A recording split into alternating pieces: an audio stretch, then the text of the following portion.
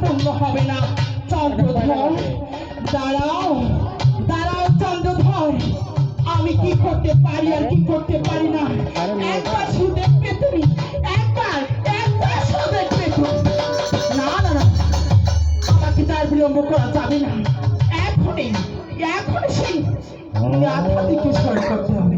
ও না, আমি আধা দিকে স্মরণ করেছি, ও তো বলেছিল সেই নিত্যালি মাসিমাকে। কোথায় হে নিত্যালি মাসিমা, কোথায় কোথায় নিত্যালি যাবে?